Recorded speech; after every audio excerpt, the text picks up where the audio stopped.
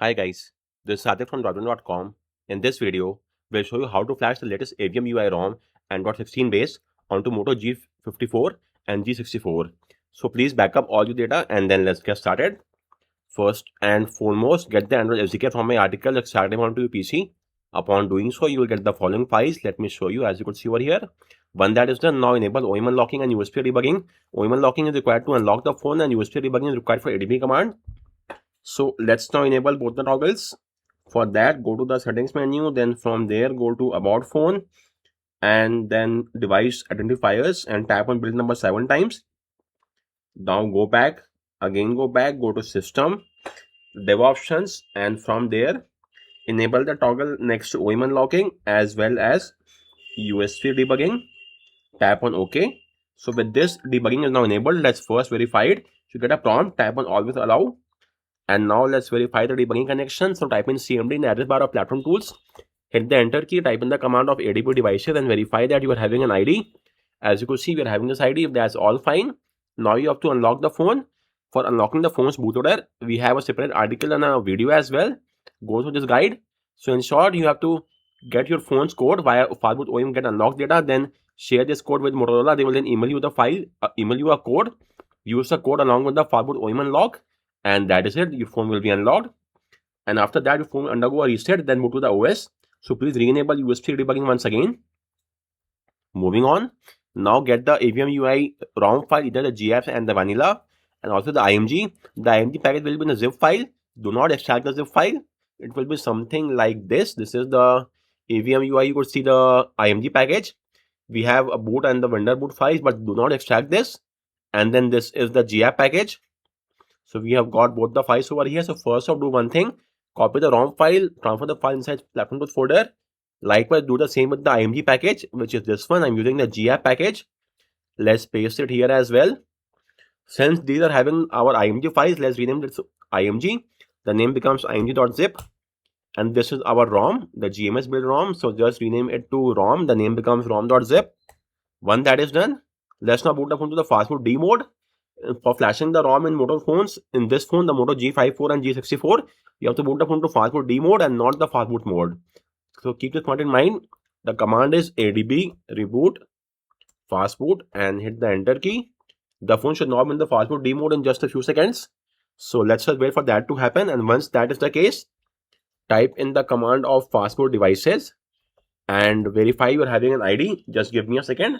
Let's first boot up into the fastboot D mode. This will take a few more seconds, after which the phone should now be inside the fastboot D mode. After this screen, I guess we should be inside that mode. So, and you could see we are in the fastboot D mode. Now verify that you're having an ID. If there's no ID, in that case, you have to install the fastboot drivers. Link is given in my article. Please install the drivers. Once that is done, so first off, you have to flash the IMG package. The name is img.zip, which we have just done the renaming. As you could see, img.zip, this is the one. Let's flash it. But we don't want to do a reboot, so we have to add the skip reboot parameter as well. Simply copy this command, paste the command in the CMD window. The IMG package will now be flashed onto our phone. And as you could see, we are now inside the fastboot mode. So once that happens, now let's reboot the phone to the recovery mode, the newly flashed recovery. The command is fastboot reboot recovery and hit the enter key. We should now be inside the AviumUI recovery in just a few seconds. So after flashing the package of the IMG package, we have got the recovery, and then our phone automatically boot to the fastboot mode. From there, we use the fastboot reboot recovery command, and now we should be inside the AviumUI recovery in just a few moments. After which we could then flash the ROM file without any issue whatsoever. So just give me a few seconds and we should then be inside the recovery, and you could see, okay, this is quite nice. A new unique UI. So first off, go to factory reset, format data, again format data. It's now complete. Now go back, apply update, apply from ADB, and let's first verify the sideload connection. So type in the command of ADB devices, verify you're having the sideload keyword. Okay, just a second. Verify that you are having the sideload keyword. If that's all fine, let's now flash the ROM. So ADB sideload and the file name, which is rom.zip. Hit the enter key. The flashing will now start. Take up to around, I guess, 4 to 5 minutes. So let's wait for that to complete. So guys, the flashing is now complete. Although it took some time, but now it's complete.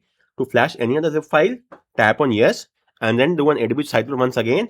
In my case, I don't want to flash any file because we already have the GApps, and that is more than fine for me. So I don't want to flash any file. I'm tapping on no. Once you have flashed the ROM file, and if you're flashing any file or not, that does not matter. At the very end, please do a phone formatting once again. It's a must. Whether you have flashed any other file or not, you have to do a factory reset at the very end. Once that is complete, you will now tap on reboot and reboot to system. The phone will now boot to the OS. Do note that the first booting up will take up some time. It could take around 30 to 40 seconds. That's all normal, nothing to worry about. Let's just keep a tab on the boot logo or the boot animation. That will mean that we have flashed the ROM file successfully. And that should be the case because we haven't seen any issue with the flashing. It all went fine. So we should soon be seeing the boot logo of the ROM, AviumUI. I guess after this screen, we should be having the boot animation. So let's just keep a tab on this. And then we'll have a look at the ROM's new features as well. So let's just wait for it to boot up. And you could now see we have got the UI, the AviumUI. And now it will again take around 10 to 15 more seconds for the phone to boot to the OS. So again, let's just wait. So guys, the starting is not very good. The AVM launcher is currently not working. So let's see what is the case. For now, let's close the app and let's get started. Language English is fine. SIM card is currently missing. No issues. Because I don't have any SIM card on my phone, I'm skipping the Wi-Fi. If you want, you may connect to Wi-Fi, link your Google account, then restore all the app data as well. But I'm skipping all of that because that will take ages to complete. Dark theme is fine. Navigation gesture is also fine. And that is it. Let me see the launcher. It's working or not. AviumUI, unique experience. Okay, that is fine. It's showing all the features it has. Refreshing design. We will have a look at that. Brand new AviumUI. Start now. Well, thankfully, it's not working. Great. It has a slightly blurry UI in the backend of the app drawer. Great to see. And I have flashed a GApp version, so I have got a few GApp packages as well. And browser is okay. So this is one browser, and I also got the Google Chrome as well. I don't know why. Cat share. Okay, this is the file sharing which I've seen for the first time. We'll have to try it out to see how it works. Then this is the QL styles. You may change the size of the tiles from here. Simply drag them to increase their size. For example, these two, and once you are done, just tap the back button and you could now see changes are now saved. Great. Let's now go to the settings menu. And from there, okay, identify music around you. Now playing for the Pixel phone is there here as well, which is great to see. And first off, let's go to the display section. From there, you may, let's see the expanded dark theme. So it's QPR2 page. Using the expanded dark theme, you may force enable black dark theme on any app that even does not support that. For example, the Amazon app, the Fitbit app, you could force enable dark mode on all of those apps. Then you have the pure black as well, which was there in QPR1 as well, but just showing you. Light colors, smooth display, up to 120 Hz. This will take up more battery, but that's fine. Double tap to wake, double tap to sleep. Let's see. Status bar, sleeping fine, waking is also great. Then apart from that, display features some advanced level tweaks. If you're not sure about the HBM, let's skip that for now. Then wallpaper and style. The new UI will be shown here as well. As you could see, so first off in the lock screen, the new clock styles are there. You could see. You could change their style, color and size as well. These are the clocks which you get in the Android 16 QPR 1, 2 from the older one as well. Let's go with this one. You may change the color of these clocks. These are the new. You may make it more darker or lighter as well from here. This blue one is fine. Okay, let's go with the wallpaper only. You may change the size to smaller or larger. Let's keep it large only. You may add the shortcuts at the bottom left and right. So for one, say DND on the right hand side, I want the QR code scanner. Hit the apply button. Then let's go to the home screen. Then you may change the wallpaper if there are any. Yes, there are a few wallpapers on your phone. Let's go with the default one only for now. You may change the colors from here. As you can see, the colors are being changed. These are some bright colored. This blue one looks nice, but the color change will only be impact when you have turned off the pure black. As of now, even if I tap on the apply button, you will see the colors will not be visible. So first off, I have to turn off this pure black theme, which is in the display dark theme. Turn that off, and now you will see the theme being applied. This blue color looks quite nice. Then we have the icons. Icon shapes are new as well.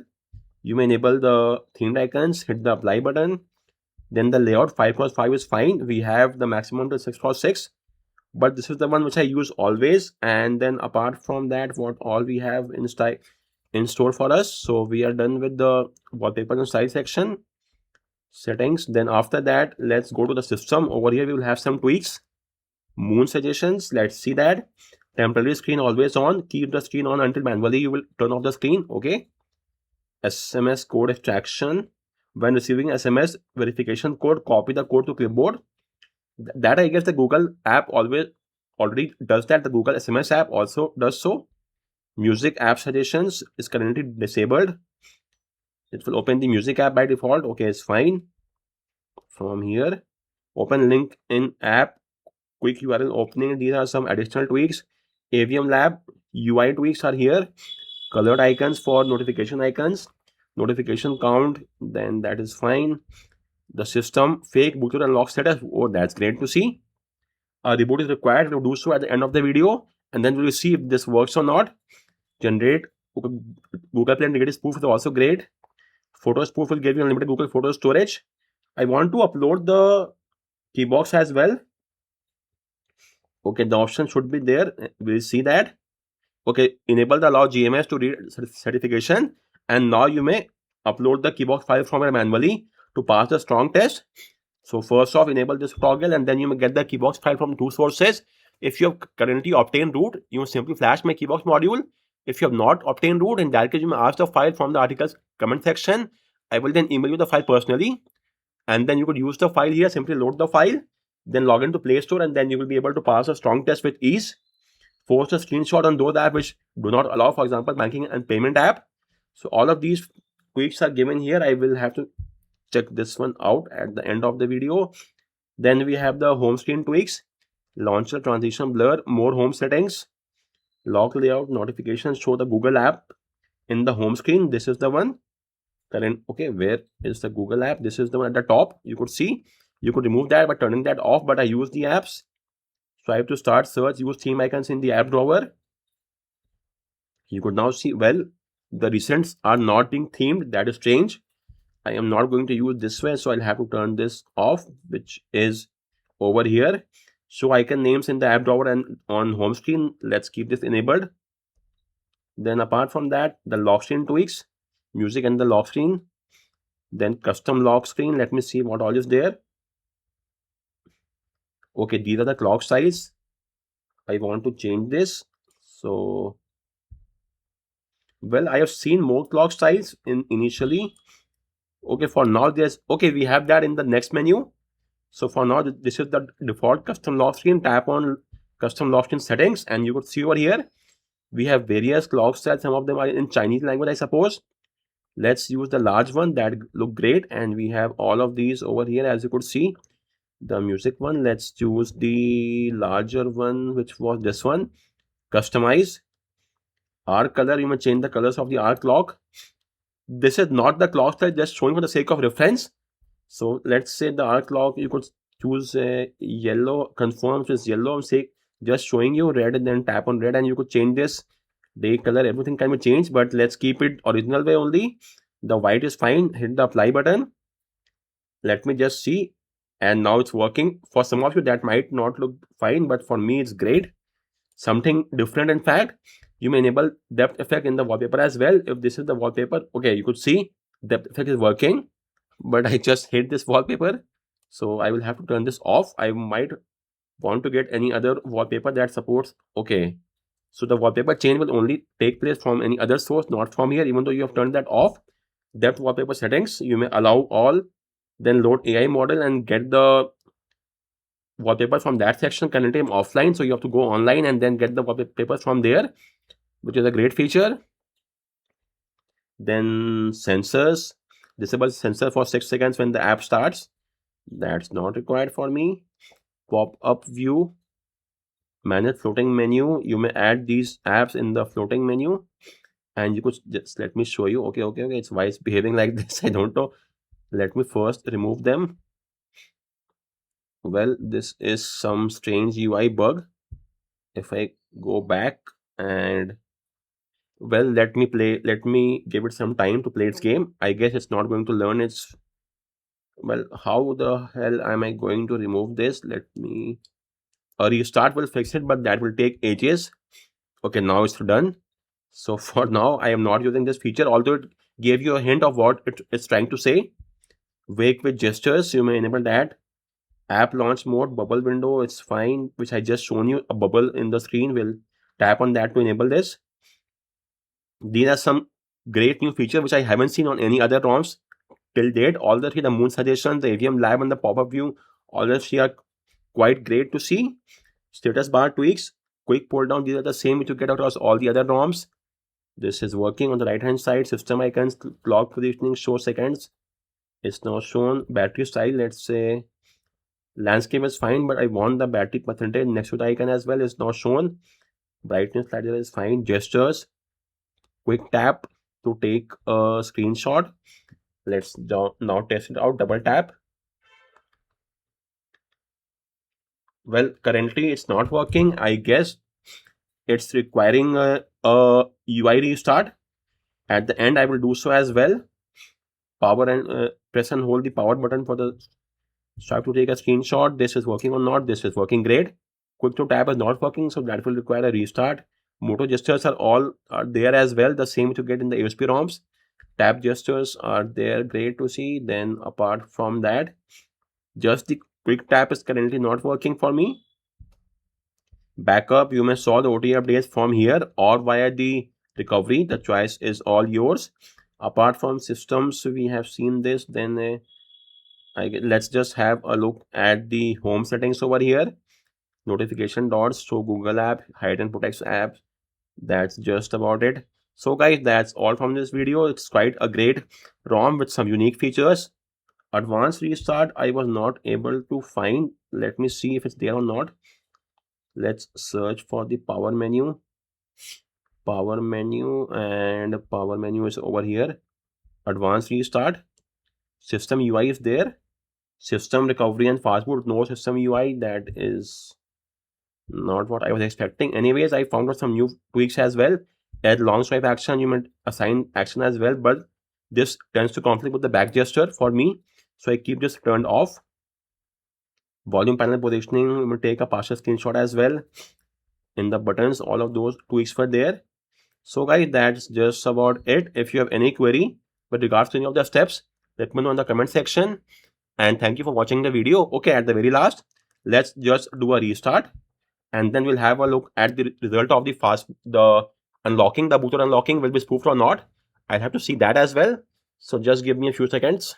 If you boot your phone to the fastboot mode and then verify from there, that will not be spoofed. And that's not required. We only require it by a third-party app only. So you may use any banking or payment app and then verify, and it should now work. But if you try to boot to the fastboot mode and then use a fastboot command to verify, obviously will show as unlocked, because you cannot spoof that thing. So let me show you what I mean. If we use a command from here, let's say fastboot get var all.